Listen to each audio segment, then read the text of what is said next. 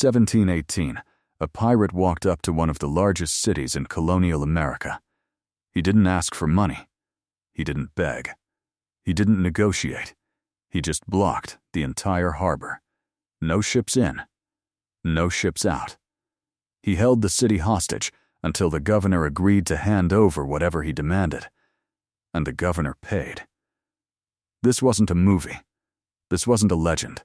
This actually happened. And the man who did it had a beard so terrifying that people who saw him thought he had literally crawled up from hell. His name was Edward Teach, but you know him as Blackbeard. And this is his full story. Stay until the end, because the way he died is even more insane than the way he lived. Let's go back to the year 1680. Bristol, England. Imagine a port city packed with ships, sailors, merchants, and the smell of salt water and rope tar. This is where Edward Teach was probably born. We say probably, because the historical record of his childhood is basically empty.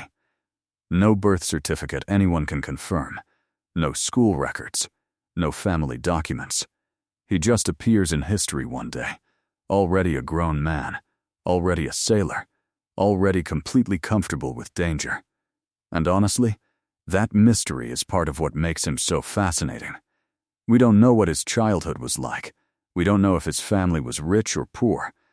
What we do know is this: Bristol in the 1680s was one of the most important maritime cities in all of England. Ships left Bristol for every corner of the known world: the Caribbean, West Africa, North America, the Mediterranean, and they came back loaded with treasure: sugar, tobacco, rum, cotton, and horrifyingly enslaved human beings. For a boy growing up in Bristol with no money and no connections, the sea was the only road to anything better. And Edward Teach took that road. By his late teens or early 20s, he was a sailor. And by the time a massive war broke out in 1701, Queen Anne's War, England versus France and Spain, he had found his true calling. He became a privateer.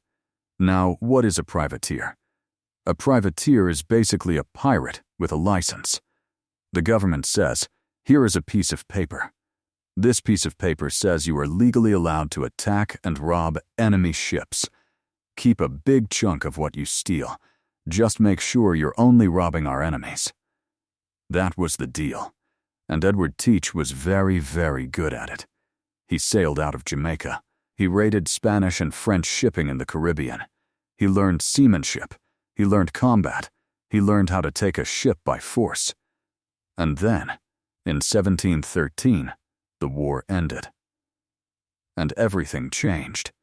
When Queen Anne's War ended in 1713, thousands of privateers suddenly found themselves without jobs. Think about that for a second. You've spent the last several years being paid by the government to rob ships and fight at sea. You're good at it. You know how to sail. You know how to fight. You know how to take a vessel by force. And now the government says, thank you. We're done. Please find another job. What do you do? For many of these men, the answer was obvious. You keep doing what you've been doing. You just stop asking for permission first. And that is exactly what thousands of sailors did between 1713 and the early 1720s. Historians call this period the Golden Age of piracy. And it was every bit as wild as it sounds. By around 1715 or 1716, the island of New Providence in the Bahamas, where Nassau is today, had become the pirate capital of the world. Hundreds of pirates, dozens of ships, a whole economy built around plunder. And no real law enforcement in sight. The colonial powers were stretched thin. Their navies were overextended. And the waters of the Caribbean and the American coast were so vast, so full of islands and inlets and shallow channels, that chasing pirates was nearly impossible. It was the perfect storm, and right in the middle of it, Edward Teach found the man who would change his life. His name was Benjamin Hornigold. Hornigold was one of the most successful pirates operating out of Nassau. He was older, experienced, and surprisingly principled for a man in his profession. His one famous quirk? He refused to attack English ships. He'd rob French ships, Spanish ships, Dutch ships. Any flag that wasn't English, he considered fair game. But English ships? He left them alone. He was, in his own bizarre way, still a patriot. Hornigold had a gift for spotting talent, and when Edward Teach came into his orbit around 1716, Hornigold saw something in him that was worth cultivating. Intelligence, physical courage, leadership, and something harder to name, a kind of magnetic, dangerous charisma that made men want to follow him. Hornigold put Teach in command of his own vessel, and Teach proved worthy of the trust almost immediately. He was not just a good sailor and a good fighter. He was a genius at psychological warfare. He understood something that most pirates missed. The game wasn't about fighting. Fighting was expensive. It got your men killed. It damaged your ship. It destroyed the goods you were trying to steal. The real game was about making the other ships so afraid that they gave up before a single shot was fired. And to play that game, Teach did something brilliant. He built a character. He built Blackbeard. At some point in 1716 or 1717, Edward Teach began the deliberate construction of the most terrifying image in maritime history. Start with the beard. His beard was, by all contemporary accounts, extraordinary. Thick, jet black, hanging all the way down to his chest. He let it grow to an absurd length, then braided it into sections and tied colored ribbons into the braids. In battle, he added the finishing touch that has made him famous for 300 years. He took slow-burning fuses, the kind used to fire cannons, and wove them into his beard and hat. Then he lit them. When he approached an enemy vessel, his face was wreathed in drifting smoke. Sulphurous, unearthly. Across his chest he wore bandoliers, leather straps loaded with pistols. Not one pistol, not two, 6 pistols, hanging ready. His eyes, according to every description that survives, were fierce and wild. Captain Charles Johnson, who wrote the most famous account of the Golden Age pirates in 1724, described him as a figure that imagination cannot form an idea of a fury from hell to look more frightful. Think about what the crew of a merchant ship saw when Blackbeard's vessel appeared on the horizon. A large armed ship flying a black flag, moving fast, and at the bow, a massive dark figure surrounded by smoke, like something that had come up from the deep. The reaction was almost always the same. Terror. Immediate, complete terror. And that was exactly what Blackbeard wanted. Because a terrified crew surrenders, and a crew that surrenders means no fight, no dead men, no damaged ship, no destroyed cargo. Blackbeard's legend was not just vanity, it was strategy, and it worked almost every single time. By late 1717, Blackbeard was already one of the most feared pirates in the Atlantic. But he was about to get a serious upgrade. In November of 1717, sailing near the island of Martinique in the Caribbean, his fleet encountered a large French ship called La Concorde. She was a big vessel, around 200 tons, armed with 14 cannons. She had recently completed a voyage from West Africa carrying enslaved people to the Caribbean. Blackbeard seized her. He renamed her the Queen Anne's Revenge. The name was deliberate and pointed. Queen Anne's War, the conflict that had sent so many men to sea as privateers, was the reason most of these pirates existed in the first place. Then, he went to work transforming her. Within weeks, the Queen Anne's Revenge was carrying 40 cannons. 40. For comparison, the average merchant ship carried maybe 8. A small naval vessel might carry 20. The Queen Anne's Revenge was a warship. Not a raider, not a pirate sloop sneaking through the shallows. A proper, heavy, dangerous warship. She was now, without question, the most powerful vessel in the pirate world. And with her as his flagship, leading a fleet of several smaller ships and commanding hundreds of men, Blackbeard became something new. He wasn't just a pirate anymore. He was a threat to the entire colonial world. Before we go any further, let's talk about something that tends to surprise people. Life on a pirate ship was, in many ways, more fair than life almost anywhere else in the 18th century world. I know, that sounds strange. These were violent criminals operating outside the law. But hear me out.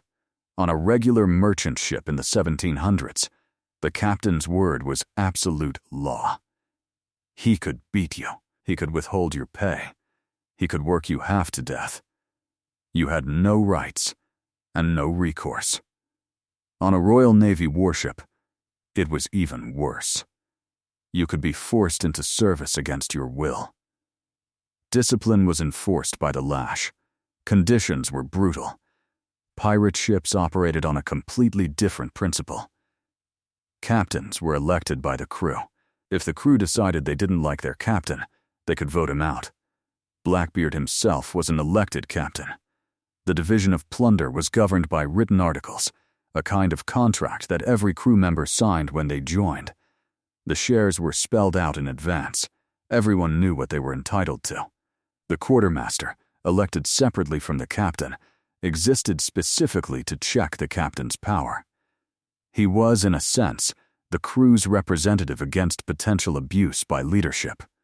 Food and drink were shared more or less equally, and if you were wounded in action, you received compensation. A specific amount for a lost arm, a lost leg, a lost eye. By the standards of the era, this was radical. It was, as one historian put it, a floating republic. And Blackbeard's crew reflected another aspect of this alternative world. It was diverse.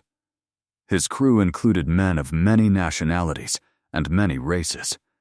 A significant number of black sailors sailed under his flag, some free men, some escaped enslaved people who had found in the pirate ship something the plantation world denied them entirely, a community where their skill and courage mattered more than their skin color. This doesn't make pirates heroes. They caused tremendous suffering. They were violent men who robbed and occasionally killed.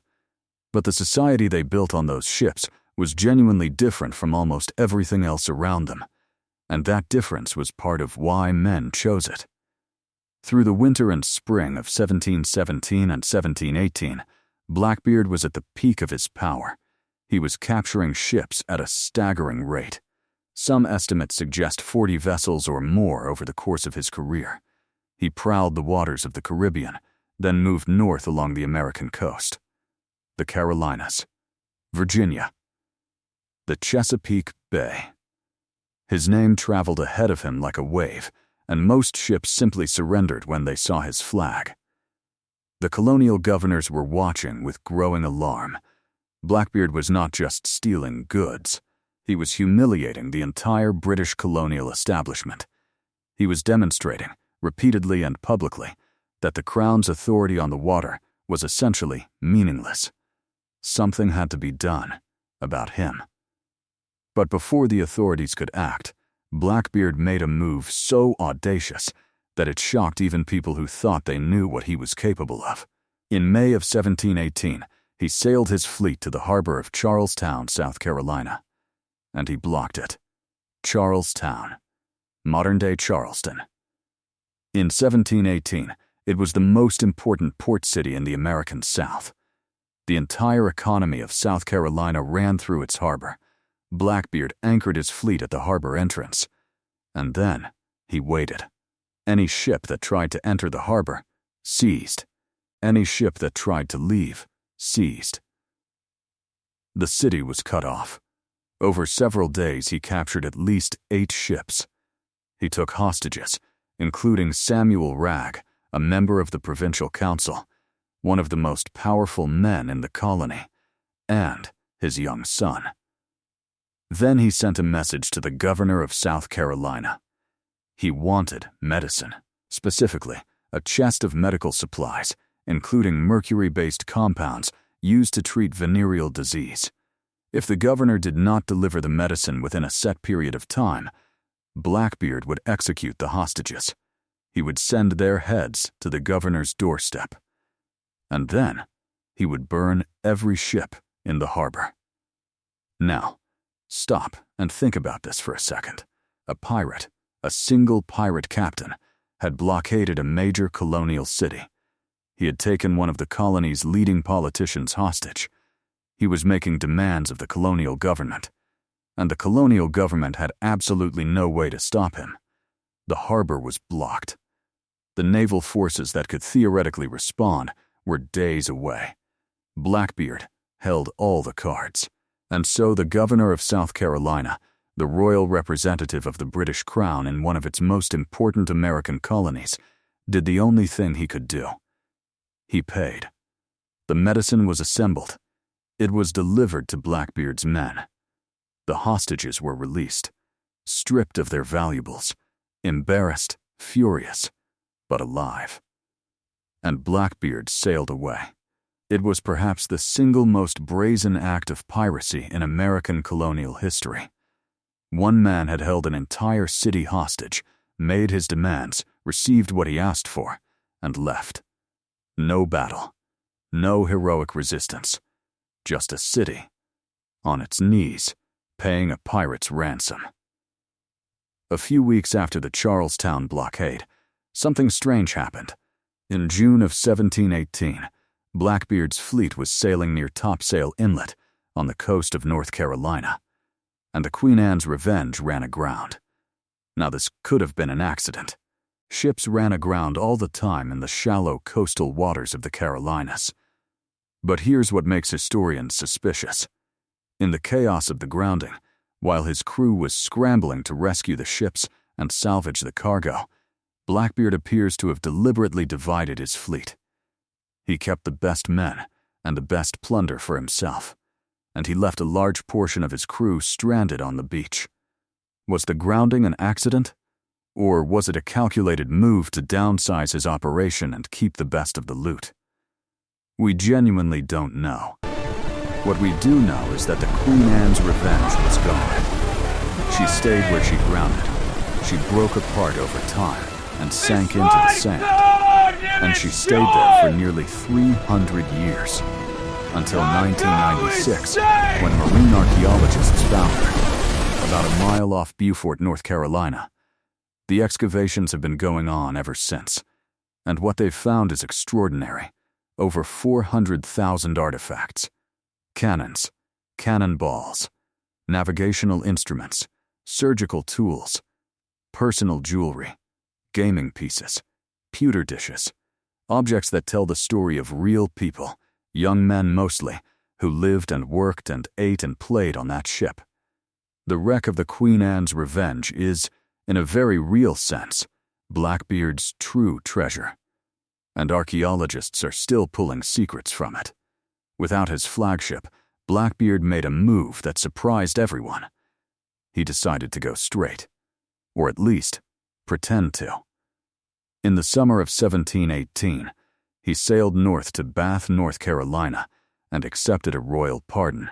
The British Crown had been offering pardons to pirates as part of a broader strategy to end the golden age of piracy. The deal was simple. Surrender, give up piracy, and we'll wipe your record clean. Blackbeard accepted the deal. He registered his remaining vessel with the colonial authorities. He presented himself as a reformed man. He reportedly married a local woman, a young woman named Mary Ormond, in what was reportedly his 14th marriage. Yes, 14th. He settled in Bath. He attended church. He socialized with the colonial gentry. He played the part of a retired sea captain who had simply led a colorful life. And here is where the story gets genuinely scandalous. The governor of North Carolina at that time was a man named Charles Eden. And Charles Eden, by every credible historical account, was in on it. The evidence strongly suggests that Blackbeard and Eden had an arrangement. Blackbeard would continue to seize ships, just not too conspicuously, and Eden, using his authority as a colonial administrator, would provide legal cover for the plunder. Eden's secretary, a man named Tobias Knight, apparently served as the fence, the middleman who handled the stolen merchandise. In exchange, Eden got a cut, a colonial governor, a royal official, taking bribes from the most famous pirate in America. Blackbeard had done something extraordinary. He had gone from outlaw to insider. He had found a governor willing to be bought in a colony remote enough from London that the arrangement might actually hold. And for a few months, it did. But someone was watching, and he was not the kind of man who looked away. Alexander Spotswood, governor of Virginia, was everything that Charles Eden was not. Energetic, ambitious, deeply committed to law and order, and absolutely, personally furious about Blackbeard. Spotswood had watched Blackbeard operate in waters close to Virginia for months. He had seen the damage Blackbeard was doing to Virginia commerce, and when he discovered the extent of Blackbeard's cozy arrangement with the governor of North Carolina, it pushed him over the edge. He was going to solve this problem himself, even if he had to break the rules to do it. In late 1718, Spotswood made a decision that was, strictly speaking, legally questionable. He commissioned 2 small naval sloops, vessels shallow enough to operate in the coastal waters of North Carolina, manned them with Royal Navy sailors, and sent them south under the command of a man named Lieutenant Robert Maynard. Their orders were simple: find Blackbeard. Kill him. There was no proper legal warrant. There was no consent from the governor of North Carolina, in whose territory Blackbeard was living under a legally issued pardon. The operation was entirely unauthorized. Spotswood didn't care. He had Blackbeard hunted down. Because Blackbeard, despite the pardon, had never really stopped. Ocracoke Island. November 21st, 1718. Ocracoke is a narrow strip of sand off the North Carolina coast, accessible only by water, surrounded by the shallow waters of Pamlico Sound. It was Blackbeard's favorite anchorage. He knew the waters intimately. He knew that no large naval vessel could follow him into the shallow sound without running aground.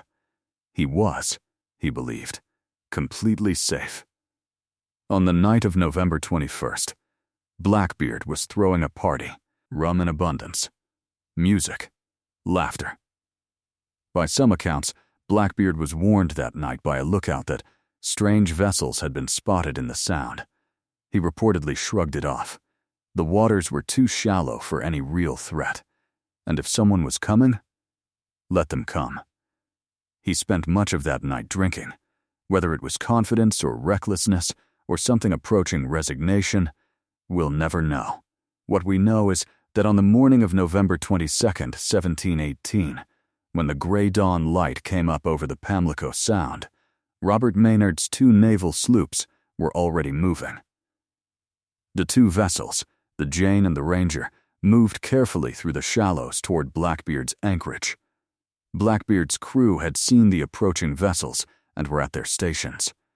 The exchange of words across the water has become famous.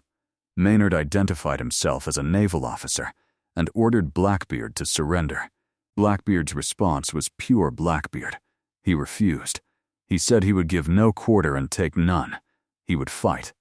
Then, if the accounts are accurate, he raised a bottle of rum in a mocking toast. And then, the Adventure opened fire. The first broadside was devastating. The Ranger was hit so badly that her commander was killed, and she was temporarily disabled. Maynard's sloop took terrible casualties too. In the first few minutes, perhaps a third of his crew were dead or wounded. Maynard made a decision. He ordered his surviving men below decks. The Jane appeared deserted, smoke drifting across her deck. No movement, no resistance. Blackbeard saw a ghost ship. He assumed the battle was essentially over. He ordered his crew to board. Grappling hooks flew. The Adventure pulled alongside. Blackbeard himself led the boarding party, pistols in both hands, his beard smoking. He stepped onto the deck of the Jane. and Maynard's men erupted from below. What followed was ferocious, chaotic, desperate hand-to-hand combat on the cramped deck of the sloop. Pistols fired at point-blank range, cutlasses swinging in the smoke, men falling, blood on the planking. Blackbeard and Maynard came face to face. Maynard fired his pistol. He hit Blackbeard. Blackbeard kept fighting. He fired his own pistol, then another. He was still fighting. He was hit again, and again. The accounts that survive say he received 5 bullet wounds and more than 20 sword cuts. He was still on his feet. He was still fighting. He was reaching for another weapon when he finally, suddenly, stopped and fell. The most feared pirate in the history of the American coast dropped dead on the deck of a small naval sloop in the shallow waters of Pamlico Sound. The battle was over. Robert Maynard had Blackbeard's head cut from his body. He hung it from the bowsprit, the front pole of the Jane. It was brutal. It was deliberate. It was a message. He then sailed back to Virginia with his surviving prisoners and the grim trophy swinging at the bow of his ship to report to Governor Spotswood that the job was done. The survivors of Blackbeard's crew were put on trial in Williamsburg, Virginia. 14 were convicted. 13 were hanged. Their bodies were tarred and hung in iron cages along the waterfront, left to swing in the wind as a warning to every sailor who passed. The message was clear. The golden age of piracy was ending. Now we need to address something. Blackbeard's buried treasure. Because if you've ever heard of Blackbeard, you've probably heard that he buried an enormous fortune somewhere on the Carolina coast, that only he knew where it was, that it's never been found, and people have been looking for it ever since. Here's the honest answer from historians. It almost certainly doesn't exist. Pirates were not, in general, wealth hoarders. They spent their plunder as fast as they acquired it, on food, rum, weapons, gambling, and the basic costs of running a fleet of ships. Blackbeard was no different. The idea of buried pirate treasure is, to a very large extent, the invention of Robert Louis Stevenson. His 1883 novel Treasure Island created the template that everyone since has been copying. Before Stevenson, buried pirate treasure barely appears in the historical record. The real treasure associated with Blackbeard is the Queen Anne's Revenge. Over 400,000 artifacts, still being excavated, still yielding secrets, objects that connect us directly to real people who lived and died on that ship. That is the treasure. And unlike the legendary kind, it's real. Now, what about Governor Eden? What happened to the corrupt colonial governor who had been protecting Blackbeard and taking a cut of his plunder? Governor Spotswood accused Eden publicly. There were hearings in Virginia. Documents were seized. Witnesses were questioned. Eden denied everything. The North Carolina Colonial Council backed him up. No charges were brought. Charles Eden continued as governor of North Carolina. He died in office in 1722, 4 years after Blackbeard, with his official reputation intact. Justice? Not exactly. Here is something that might genuinely surprise you. By the standards of the era, Blackbeard was not especially violent. I know, that sounds insane. This is Blackbeard we're talking about. But the historical record actually supports it. There are very few documented instances of Blackbeard killing prisoners or crew members who surrendered without a fight. The merchant captains who surrendered peaceably kept their lives.